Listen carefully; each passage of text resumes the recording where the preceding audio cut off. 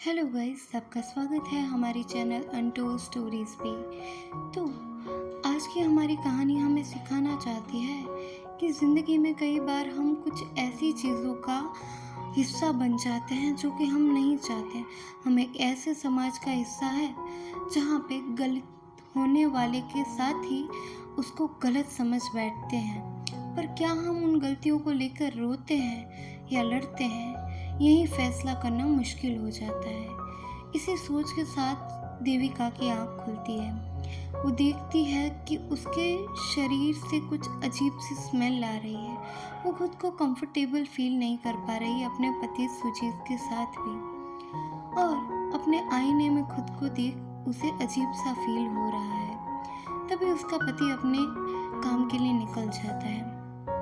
हमें पता चलता है कि सुजीत एक हॉस्पिटल में एज अ प्यून काम करता है। नाउ यहाँ पे कुछ पुलिस वाले आते हैं एक बच्ची से मिलने। इस बच्ची के साथ बचपन में ही बहुत ज़्यादा गलत हो चुका था, पर ये पुलिस वाला यहाँ के सरेआम इसकी एफआईआर बुलवाना शुरू करता है।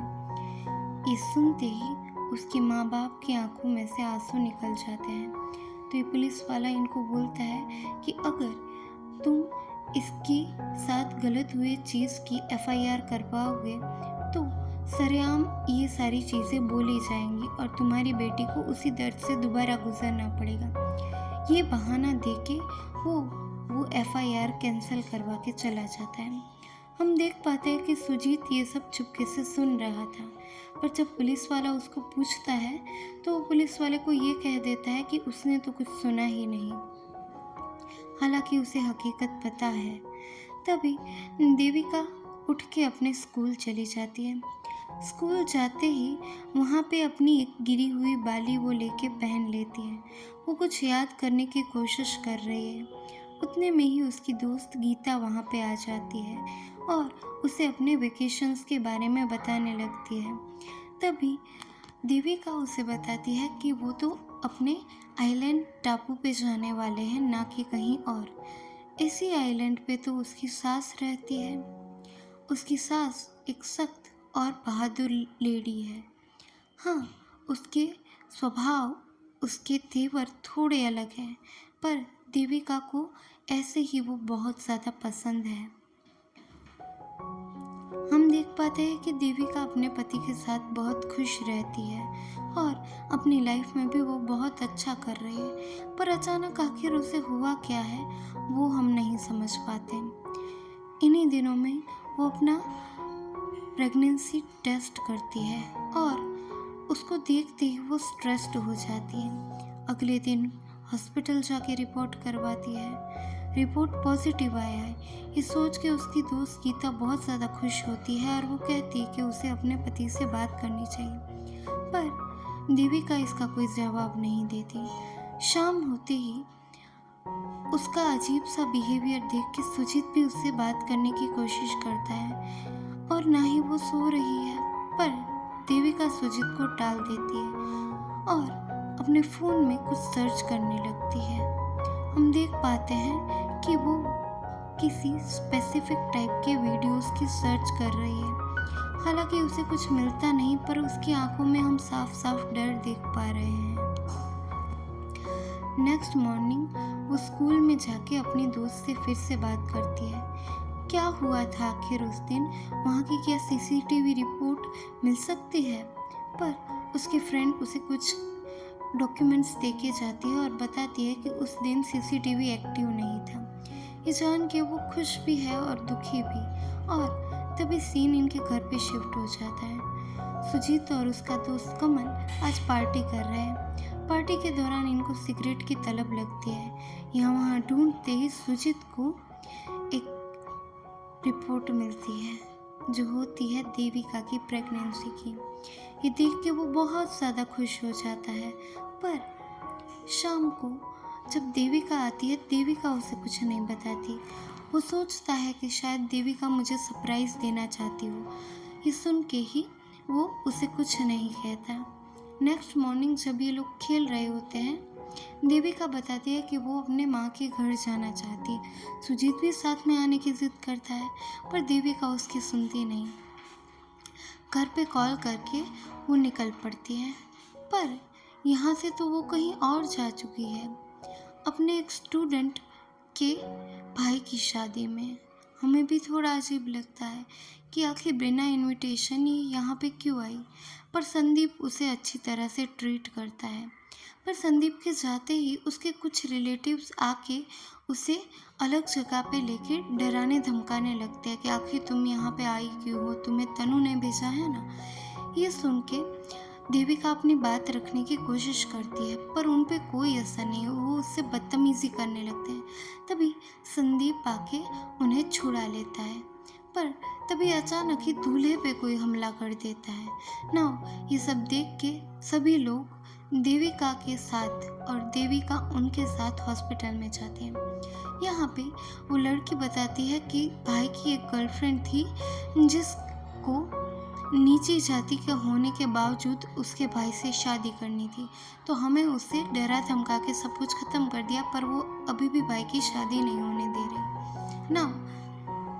ये सुन के देविका को बुरा तो फील होता है, पर वो यहाँ से निकलने का फैसला करती है। तभी संदीप कहता है कि वो उसे बस स्टॉप तक छोड़ देगा। जैसे ही वो रास्ते में पहुँचते हैं, बस स्टॉप पे जाने के बाद देविका कहती है कि रुको, मैं 2 मिनट में पूछ के आती हूँ कि आखिरी बस कौन से टाइम की है। वो अपना पर्स उसी गाड़ी में छोड़ के चली जाती है।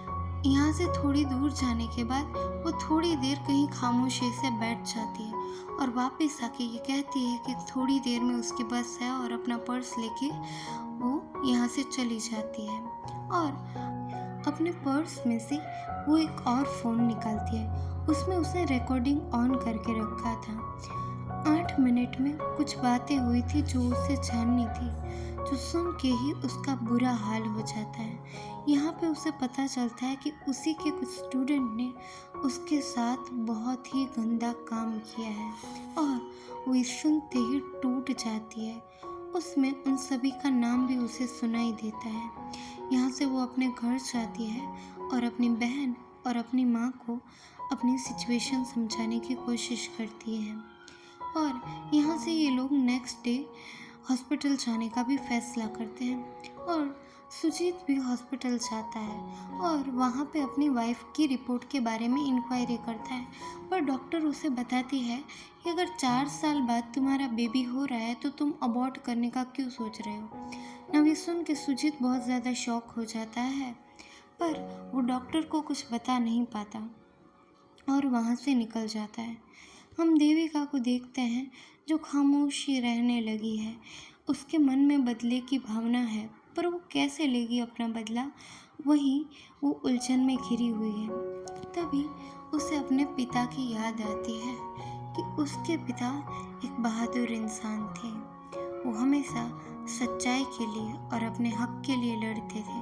उन्होंने डरना तो सीखा ही नहीं था। अरे सच बोलने में कैसी शर्म और कैसा डर। यही सोच के साथ उन्होंने देविका को भी बड़ा किया था। और देविका ये सारी बातें अपने एक चाचा से शेयर करती है, और वो अपने पापा के साथ बिताए हुए उन हसीन पलों को याद करती है और वापस अपने घर जाती है। यहाँ पे देविका को उल्टियाँ करता देख सुजीत उसका हाल पूछने आता है, पर उसे कुछ समझ नहीं आ रहा है। तभी बहुत हिम्मत करके देविका उसे समझाती है कि आखिर उस दिन क्या हुआ था। उसका गेम कंपटीशन ख़त्म हो चुका था, वो स्कूल बंद ही करने वाली थी। तभी एक रूम में उसे कुछ बच्चों की आवाज़ सुनाई देती है। वो उन्हें समझाती है और घर जाने को बोलती है, पर उनके अच्छे गेम के लिए वो सेलिब्रेशन के नाम पे उसको एक कैंडी देते हैं, और ये कैंडी देविका खा लेती है और उन्हें वहाँ से जाने के लिए बोलती है। पर उनके जाते ही वो लोग जाने की बजाय वहाँ पे फिर से डांस शुरू कर देते हैं। जब वो देविका उन्हें रोकने जाती है तो वो खुद ही बेहोश हो जाती है, और जब उसे होश आता है बहुत देर हो चुकी थी। अपनी हालत को संभालते हुए वो अपने घर पहुंचती है और अपने पति को ये कहते हुए वो बहुत ज़्यादा रोती है। पर उसका पति इस चीज़ों में उनके साथ देने के बजाय उसे ही गंदा बोलता है, उसे बाजारू औरत कह के उसको बहुत ज़्यादा गंदा गंदा बोलता है और उसका साथ नहीं देता। देविका बिल्कुल ही टूट जाती है कि आखिर वो क्या करे, किसके पास जाए। अगर उसका पति ही उसका साथ नहीं दे रहा तो और कौन उसका साथ देगा। और उसके बजाय उसका पति दूसरे दिन जाके अपने दोस्त को भी ये सारी बकवास बता देता है और उसका दोस्त उसे समझाने का फैसला करता है। नाउ वो देविका को अबॉर्शन करवा के समझौता करने की बात करता है, जो सुन के देविका उसे धक्के मार के वहाँ से बाहर निकाल देती है। और तभी देविका की सास वहाँ आके उसे संभाल लेती है। पर सुजीत को अभी भी अपने दोस्त की चिंता है, ना कि अपने वाइफ की। रात को वो जब अपने घर जाता है तो वो देविका को रिक्वेस्ट करता है, पर देविका उसे कहती है कि क्या वो उसका साथ निभा सकता है, जिसका सुजीत के पास कोई आंसर नहीं। पर पुलिस स्टेशन जाने के बाद वो एक नया नाटक खड़ा कर देता है, जिससे देविका पुलिस को सच नहीं बता पाती और इसी बात की खुशी वो अपने दोस्त को जाहिर करने के लिए कॉल भी करता है। और यहाँ से देविका जाती है अपनी सास के पास। वो सारी सच्चाई अपनी सास को बताती है और उसकी सास उसे डरने और चुप रहने के बजाय लड़ने के लिए इनकरेज करती है। और यहाँ से देविका अपनी नई जर्नी शुरू करती है। अगली सुबह सुजीत उठता है, वो पूरे घर में ढूंढता है देविका को, पर देविका उसे नहीं मिलती।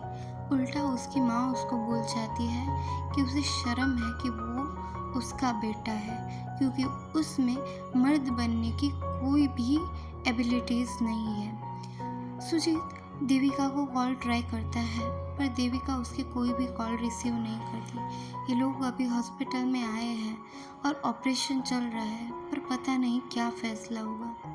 सुजीत भी अपने काम पे जाता है, पर वहाँ उसे पता चलता है कि उसी के दोस्त ने हर जगह उसकी बदनामी करवा दी है। वो उसे बहुत ज़्यादा मारता है, पर उससे क्या फ़ायदा होगा ये सोच के वो उसे जाने देता है।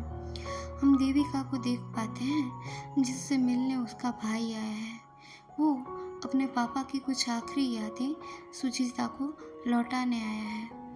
ये क्या है वो तो हमें नहीं पता, पर वो उसे कहता है कि उसे डरना नहीं है, लड़ना है।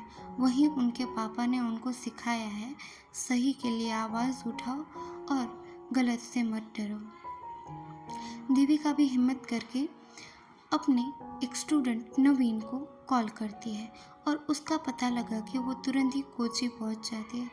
कोची पहुंचते ही वो उसको एक पॉजिटिव अप्रोच देके अपने जाल में फंसाने की कोशिश करती है, जो कि 99% वर्क भी करता है। और यहाँ से वो अपने दूसरे भाई से मिलती है और ये एक पुलिस वाले के साथ कुछ डील करने की बात कर रहा होता है। हालांकि देविका इसके लिए रेडी नहीं थी।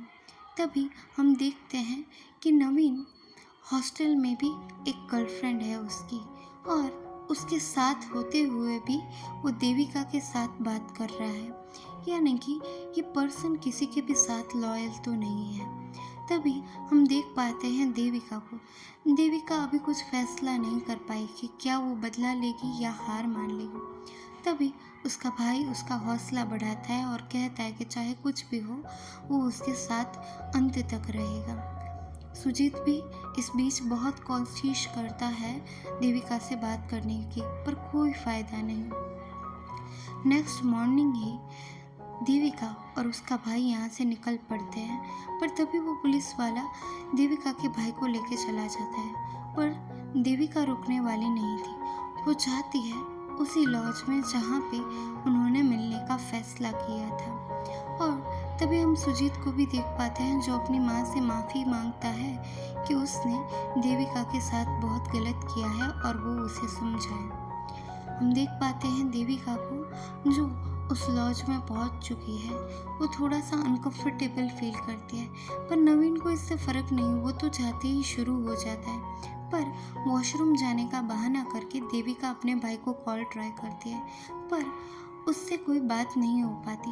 वो जब बाहर आती है तो नवीन उसके बहुत ज़्यादा करीब आ जाता है। अभी देविका डर ही रही थी और नवीन उसको हाथ लगाता है।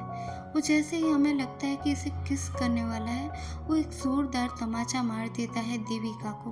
और तभी नवीन और उसके चारों दोस्त जिन्होंने देविका के साथ गलत किया था, वो सभी यहाँ पे आ जाते हैं और यहाँ से उससे एक डील करने की बात करते हैं कि उसके पास जो वीडियोस एंड फोटोज़ है वो डिलीट कर देंगे और बदले में देविका उनका पीछा छोड़ दे।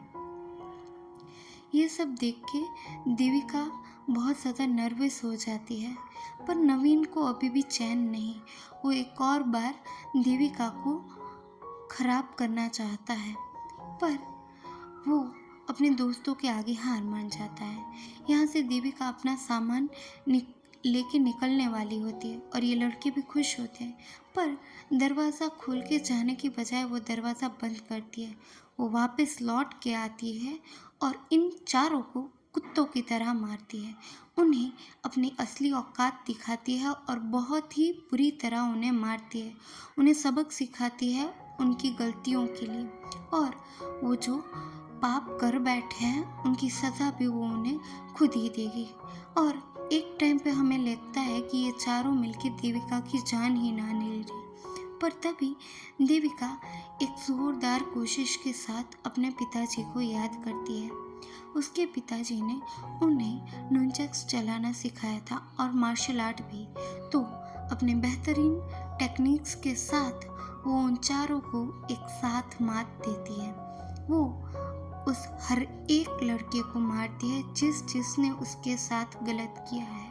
और जब उनमें से कुछ वहाँ से भागने की कोशिश करते हैं, तभी देविका का भाई वहाँ पे आ जाता है और उन्हें बाहर जाने से रोक लेता है। और अभी ये दोनों भाई बहन मिलके इन दोनों को सबक सिखाने की शुरुआत करते हैं। तभी हम देख पाते हैं कि ये सब देख के होटल का रिसेप्शनिस्ट पुलिस को कॉल करने की कोशिश करता है, पर वो पुलिस वाला आके बताता है कि वो खुद ही पुलिस है। तो वो डोर क्लोज कर देता है और उधर देविका और उसका भाई मिलके उन चारों लड़कों को अच्छी तरह सबक सिखाते हैं। तभी हमें पता चलता है कि देविका का जो भाई है वो एक गे है, और इन सभी को सबक सिखाने के बाद नवीन को वो अलग से एक और सबक सिखाता है।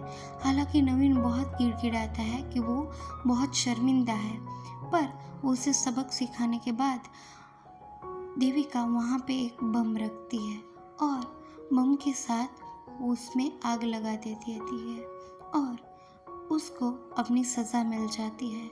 और यहाँ से ये तीनों वापस अपने घर की ओर बढ़ जाते हैं।